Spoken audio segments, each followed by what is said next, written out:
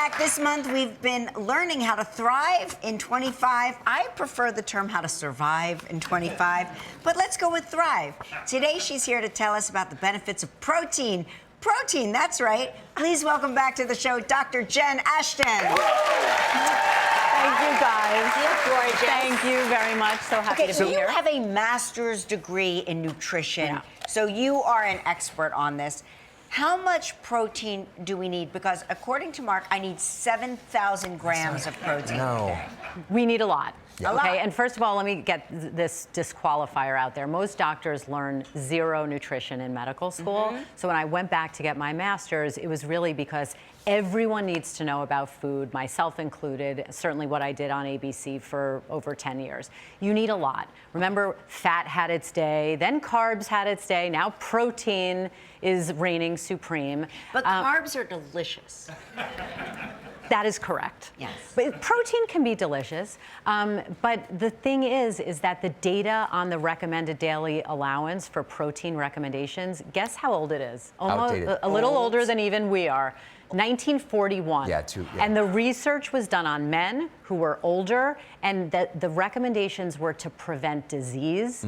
That's very different than promoting good health. So things are changing, but slowly. Okay, so is there a formula? Is there a one-size-fits-all for how much protein? It is individually based on your weight, to some extent, your activity level, your goals. There's a formula, simple math. I'm going to take you guys through. We're going to put it on the screen. Not and math. If you're at home, please take a screenshot of this, okay? Simple math. Take your body weight in pounds, divide that by 2.2. Oh, why 0.2? Okay, that's kilo per pound, and then multiply that by 2.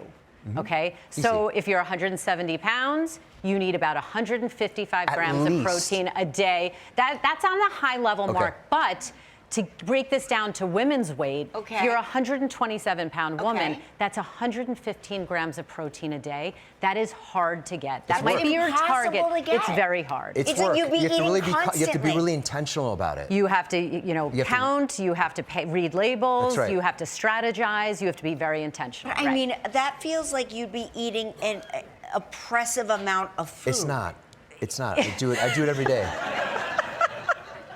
But I see you at night, like, gnawing on bones, and I want to vomit. It is gross.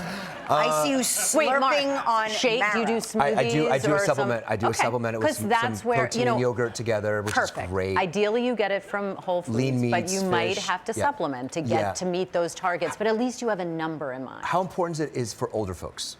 Incredibly important. So there's something called. No, Mar. I just care about her. I care. But we are not. No, we're okay. Over the age of 65. She's getting there. She's almost there. Oh my God. She is not 65. He is going to regret this when he gets home. You get him. You get him, girl. Okay.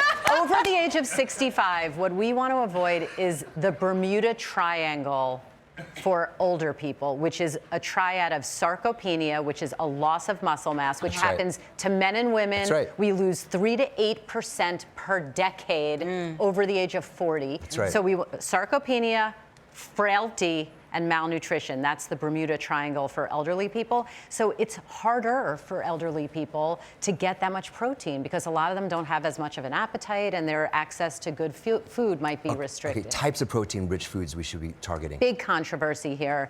It used to be animal protein is the only way to get your complete. Leucine is the queen of protein. That's the essential amino acid you need to build muscle. So that comes from animal protein. You hear whey protein, that's milk form of protein, but you can meet your protein targets with plant-based diet. It's just harder. Legumes, lentils, beans, avocado, even some vegetables have protein. But again, read those labels, go online, do a little research about what you like to eat, and then tally up the amounts. Awesome. All right, check out our website to learn more about Dr. Jen's newsletter, Agenda by Dr. Jen Ashton. We'll be right back. If you would like to know more about